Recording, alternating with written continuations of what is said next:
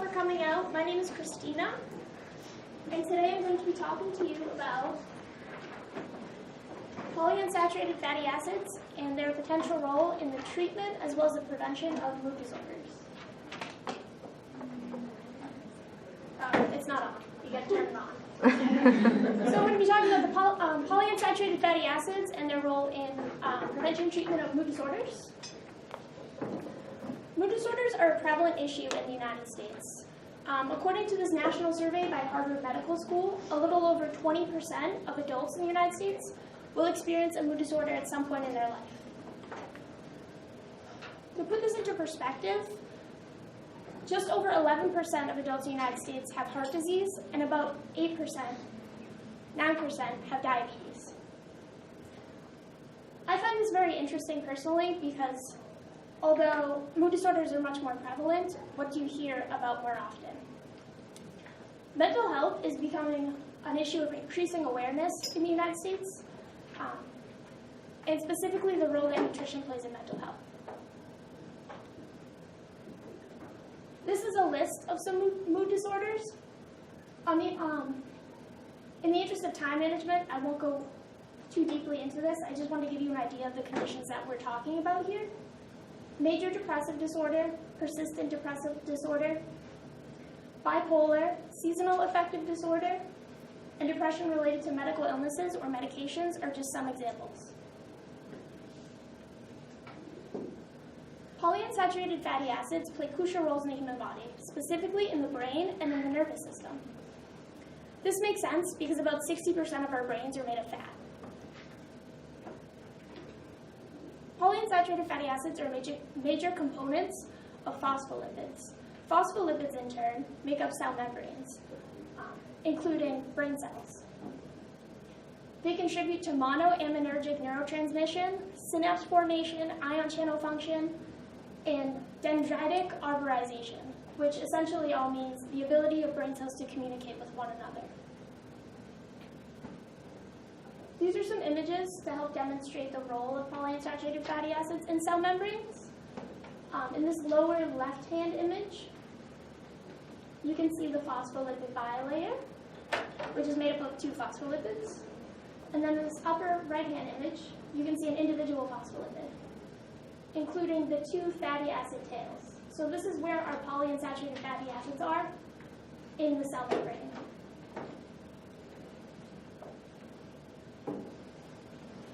As we all know, there are 2 classifications of polyunsaturated fatty acids. We have our omega-3 fats, which would include linolenic acid, docosahexaenoic acid, and eicosapentaenoic acid. Some good dietary sources of omega-3s include fatty fish, such as mackerel, sardines, and salmon, and some nuts and seeds, including walnuts, flax seeds, and chia seeds. On the other hand, we have our omega-6 fatty acids, which includes gamma-linolenic acid, arachidonic acid, and linoleic acid. Good dietary sources of omega-6 include some vegetable oils, such as soybean, sunflower, corn, and peanut oil, and some fatty and cured meats. Now, the major difference between these 2 families is where inflammation is concerned. So our omega-3 fatty acids are anti-inflammatory, whereas our omega-6 fatty acids are pro-inflammatory. Now, both of these kinds of fatty acids are crucial for a healthy diet. However, they should be consumed in a 1-to-1 ratio in equal amounts.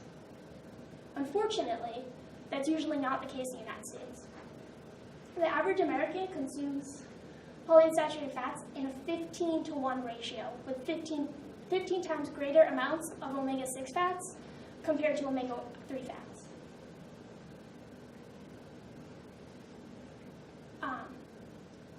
Sorry, a little bit too fast there. So, as you can see, there's this unequal distribution of polyunsaturated fats in our diets, in the Western diet. The Western diet is also correlated with higher instances of depression. Currently, we don't know whether this high ratio of omega-6 to omega-3 fats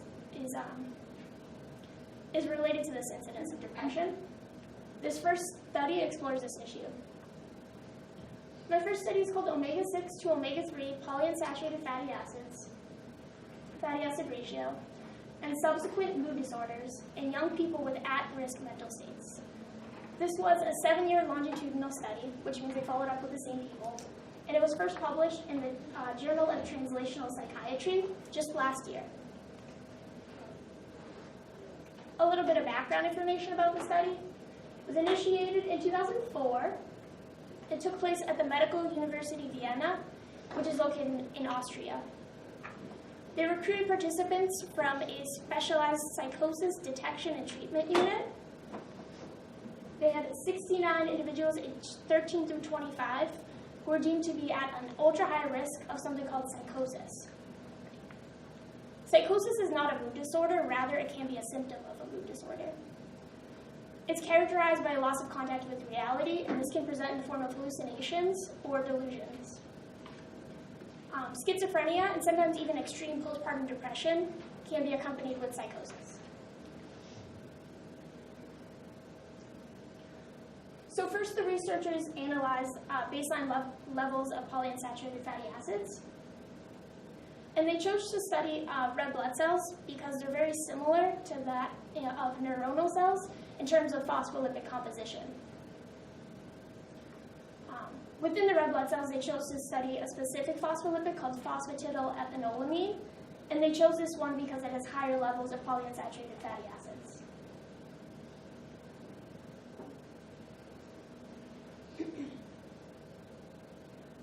So because the hypothesis is that a higher ratio of omega-6 to omega-3 fatty acids is correlated with mood disorders, the primary outcome being measured is the occurrence of a mood disorder 7 years later. So the researchers used a clinical interview following the DSM, the Diagnostic and Statistical Manual of Mental Disorders, to determine whether that individual had developed a mood disorder. They then confirmed their findings using medical records as well as interviews with caregivers. So what did they find? They had some interesting results. They found that participants who ended up developing mood disorders did have baseline levels, lower baseline levels of the omega-3 fats, DHA, EPA, and linolenic acid. They also had higher baseline levels of omega-6 fats, including docosahexaenoic acid and gamma-linolenic acid. They had overall a lower total of omega-3s and a higher ratio of omega-6 to omega-3 fats. These findings were significant with a p-value of 0.03, which is less than 0.05, which is the threshold for the study. And this remains significant after adjusting for age, gender, smoking, omega-3 supplementation, and the severity of symptoms at baseline. That's DHA, in case anybody was wondering. So what can we conclude from this study? We can conclude that an elevated ratio of omega-6 to omega-3 fats can predict incidence of mood disorders in this population. Overall, I felt this was a fairly strong study. After doing an evidence analysis, I did give it a positive review. Some of the reasons that I thought it was strong were the long follow-up period, the fact that they standardized their assessment tools, their sensitivity analysis findings were fairly strong, and I also liked the fact that they were able to tell that the findings were specific to mood disorders as opposed to other psychiatric diagnoses, because the control group had a variety, but none of them had mood disorders. Limitations of this study include that it was a very specific group of individuals, and so it's kind of hard to say whether these results would apply to a more general population. Also, the sample size was pretty small, only 69 people. And one other thing I thought they could have improved was that they did not measure intake of omega-3s through the diet. Okay.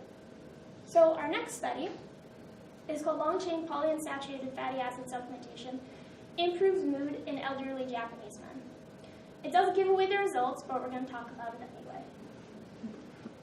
So this is a little bit different from the last study in that we're talking about healthy individuals, right? We're talking about supplementation, and it's an entirely different age group, right? Elderly Japanese men, where we were talking about children before. So this was a randomized controlled trial that took place in Japan. They studied 115 Japanese men age 55 through 64. And they wanted to know, can long-chain polyunsaturated fatty acid supplementation improve mood in these healthy elderly individuals? Study participants were randomly assigned to either the supplement group or the placebo group. The supplement group received 300 milligrams of DHA, 100 milligrams of eicosapentaenoic acid, and 120 milligrams of arachidonic acid for the whole day. This continued for a month, and mood was assessed before and after supplementation using a tool called the Profile of Mood States. The Profile of Mood States is an interesting tool that they chose because it allowed the researchers to measure mood across 6 different scales. And the 6 different scales were depression, anxiety and tension, anger and hostility, fatigue, confusion, and vigor, which represents positive mood, and that is the one that we will be most concerned with today. So they did find increases in vigor, these positive mood scores, significantly larger in the supplement group compared to the placebo group, about 2.4 times larger. So as you can see in this chart, this would be the depression scale, vigor, tension, anxiety, anger, hostility, fatigue, confusion. So we're going to be looking at the vigor scale. So as you can see, the PUFA group was at 1.8. The placebo actually was at -5. These findings were significant with a p-value of 0.04. So what can we conclude? We can conclude that long-chain polyunsaturated fatty acid supplementation may improve positive mood in healthy elderly Japanese men.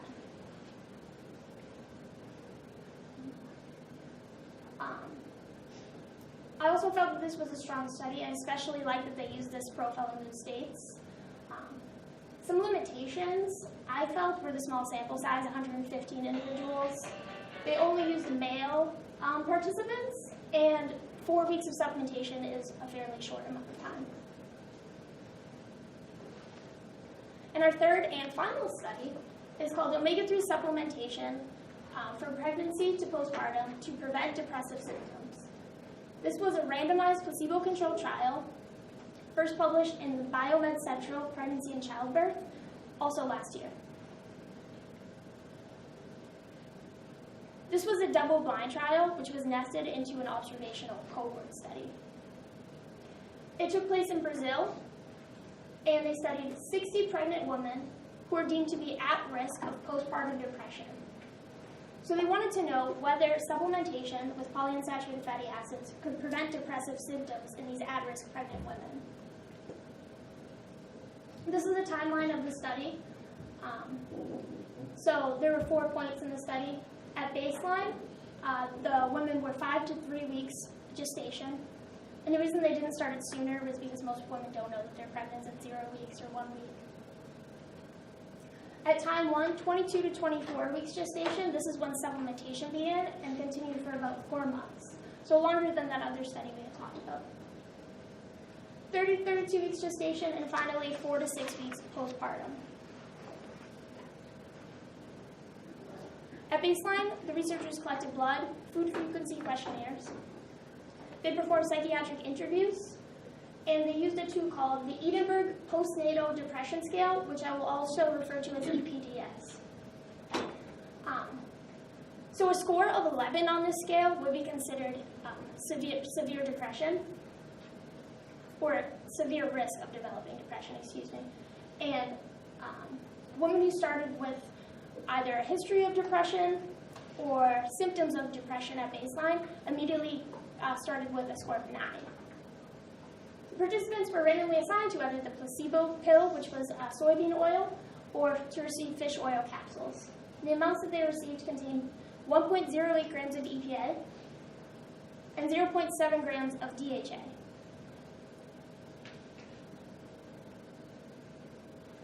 What the researchers wanted to know was the prevalence of this EPDS score, this depression score, greater than or equal to 11.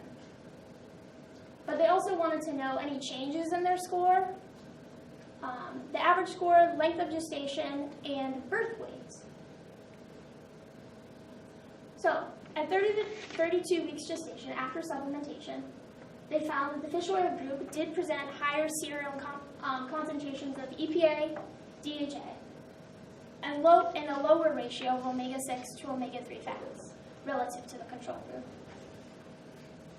However, after performing an intention-to-treat analysis, they did not find any significant differences in the prevalence of this EPDS score greater than 11 between the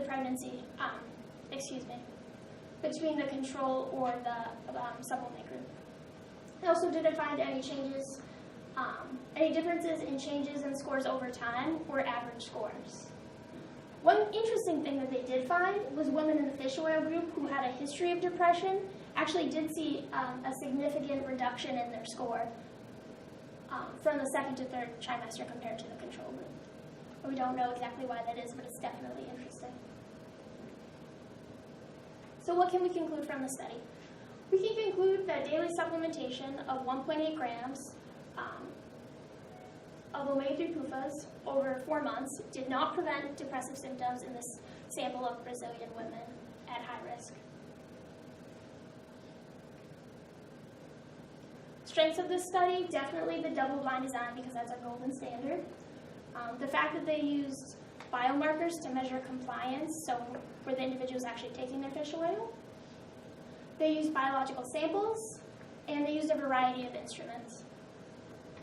Some limitations of the study I felt were the small sample size, only 60 people, and I felt that the dosage possibly wasn't high enough. But overall, I did give this a positive EAL rating. Take-home messages on polyunsaturated fatty acids and their role in mood disorders. So we found that a high ratio of omega-6 to omega-3 fats in youth at high risk for psychosis, this did predict depression or the occurrence of mood disorders in general. We also found that supplementation with long-chain polyunsaturated fatty acids may improve vigor, which is positive mood, in healthy elderly Japanese men. And finally, we found that supplementation with 1.8 grams of omega-3s in the form of fish oil was not sufficient to prevent depressive symptoms in at-risk pregnant women.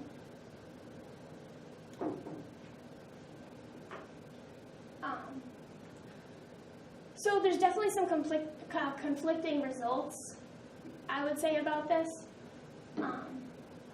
It's kind of hard to compare the studies because there's such a range of different groups of people. We have elderly Japanese men, we have pregnant women, we have at-risk youth. But the results are promising, and it's definitely a hot topic at the moment. And I'm excited to hear more research about it because we definitely need more research because there are some promising results. These are my research references, if anybody was interested and would like to read the studies themselves. Thank you so much for listening. I hope you learned something, or at least got you thinking a little bit. My review will be available at uwdbresearchreviews.weebly.com, and I do have time for questions, if anybody has any.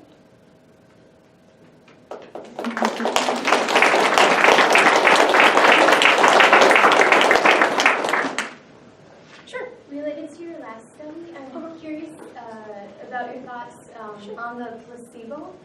So it was soy. I'm curious if you thought that was an appropriate placebo based on the fatty acid profile of the soy. Have you any thoughts about that?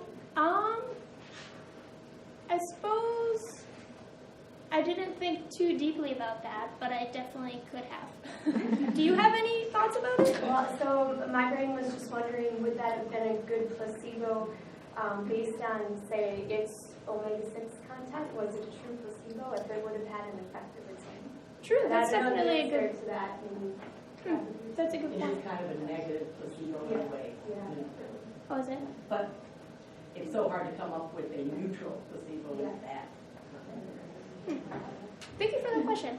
Thought-provoking. Anyone else? Sure, Dr. Pearson? Did that last study say anything in the discussion about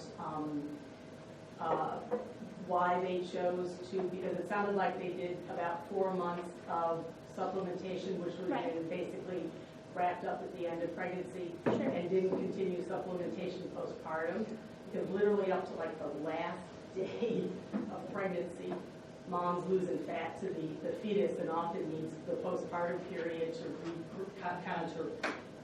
regain fat. And I kind of, that makes me wonder about that study in terms of not having seen anything. The postpartum period is a big time when that female wants to like regain fat. And maybe that was, did they say anything about why they didn't go further with like postpartum? And they may They not. did not. They didn't talk about that. But that's a good question. Yes? When you were selecting your studies, I'm wondering if you came across anything else that might suggest that the kind of fish oil also,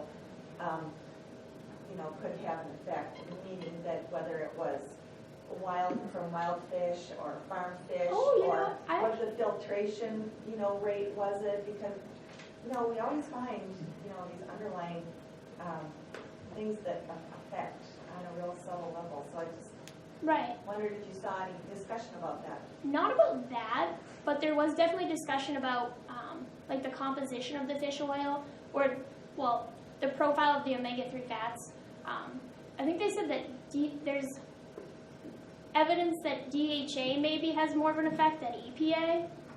That's the only thing that comes to mind.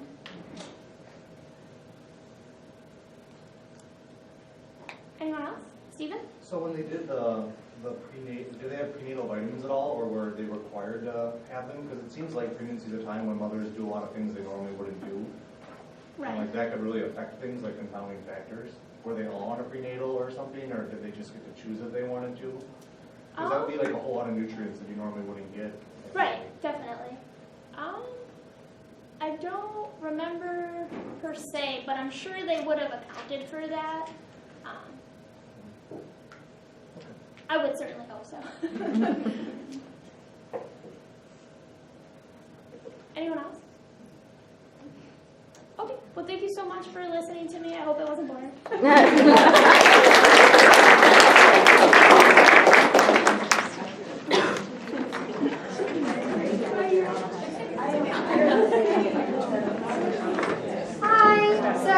Our next presentation starts at 9:45. We do have evaluation sheets for anyone that is not an intern that's here. If you wouldn't mind grabbing them from myself, or Danielle has some if you plan on going downstairs.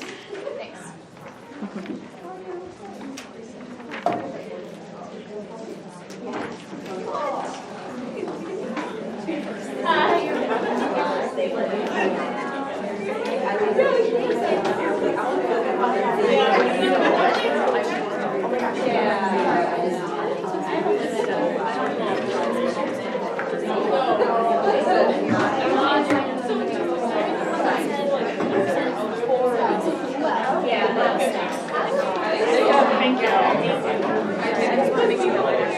Forgot to. Oh.